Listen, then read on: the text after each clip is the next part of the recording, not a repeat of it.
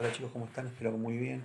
Hoy vamos a hablar de el gobierno de Marcelo Torcuato de Alvear, que triunfó en 1922 con la fórmula de entre Marcelo T. Alvear y el Pío González, también radicales ellos. En su mandato tuvieron cierta prosperidad económica, ¿sí? Porque contaron con que al finalizar la Primera Guerra Mundial muchos de los países comenzaron a comprar nuevamente a la Argentina. En cuanto a lo político, el gobierno de Alvear evitó nuevas intervenciones federales en las provincias, pero hubo buenas relaciones también con el Congreso, que le permitió justamente aprobar algunas leyes, como por ejemplo en 1923 una ley instituyó nuevamente el pago de los sueldos a través de una moneda nacional. ¿Sí? Esto terminó justamente con el pago de los sueldos en vales que pasaban muchas empresas del interior, como por ejemplo las que producían yerba en la zona de Corrientes o Misiones. Después aprobaron leyes también para poder reglamentar el trabajo de las mujeres y de los menores, ¿sí? Tanto para la capital como al interior del, del país. Otras de las medidas que llevó a cabo, Alvear quería justamente fortalecer la actividad agropecuaria. Esto se notó, por ejemplo, construyendo un frigorífico que fue administrado por el Estado en la ciudad de Buenos Aires. Pero no todo fue color de rosa en el gobierno, porque en la presidencia de Marcelo T. Alvear hubo también ciertas diferencias con con la dirigencia política que también radical, que adhería a las ideas de Hipólito Yrigoyen.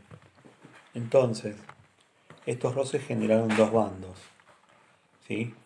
Los que estaban a favor de Yrigoyen o yrigoyenistas o personalistas, y los que estaban a favor de las ideas de Marcelo Torcuato de Alvear o antipersonalistas,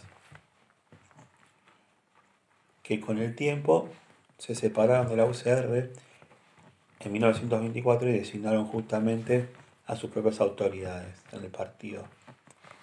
Por otro lado, justamente los legisladores personalistas o irigoyenistas se dedicaron a ponerle palos en la rueda al gobierno Marcelo T. de Alvear, intentando no aprobarle ciertas leyes, algunas leyes. Pero también fue una época importante, considerada como los felices años 20. ¿Por qué fue esto? Porque culturalmente la ciudad de Buenos Aires empezó a crecer, ¿sí? Todo giraba en torno a la famosa avenida Corrientes, o calle Corrientes, ¿sí? Ahí habían aparecido los primeros teatros, también había centros donde se podía bailar tango, se escuchaba jazz, ¿sí? Y también se realizaban tertulias en las que participaban intelectuales, ¿sí? Y estas tertulias podían durar hasta cualquier hora de la madrugada. Las obras de teatro, pero se extendieron desde la avenida Corrientes hacia los barrios. Entonces era muy común que se vieran obras de teatro, ¿sí? En algunos cines, por ejemplo. También había grandes circulaciones de revistas en ese momento, ¿sí? Y diarios que tenían que ver con actividades culturales o trataban de difundir actividades culturales. Una de esas grandes revistas que apareció fue la revista Caras y Caretas, ¿sí? Otra se llamaba El Hogar, El Mundo Argentino, ¿sí? Y también aparecieron las primeras publicaciones económicas, ¿sí? Que difundían las novelas semanal, que esto estaba destinado justamente a la mujer. Pero al terminar en 1920, la Primera Guerra Mundial, aumentó nuevamente la llegada de el flujo migratorio en nuestro país. Esto se notó como por ejemplo con la llegada de grandes de empresas italianas, de origen italiano, como por ejemplo Canale, ¿sí? Terrabusi, eran empresas ítalo-argentinas que se le llamaban. Pero también, ¿sí? Esto generó que justamente la colectividad italiana se mezclara con la colectividad argentina, con la cultura argentina, ¿sí? Y permitió enriquecerla.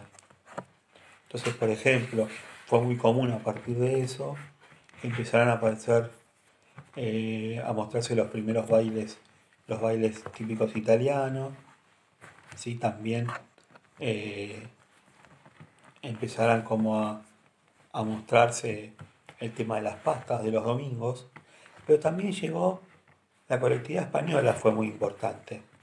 Se insertó también en la cultura argentina, ¿sí? Y a partir de ahí, culturalmente creció porque se inauguraron, por ejemplo, el Teatro Cervantes, ¿sí? Donde se pudo representar alguna zarzuela, obras clásicas de la literatura española.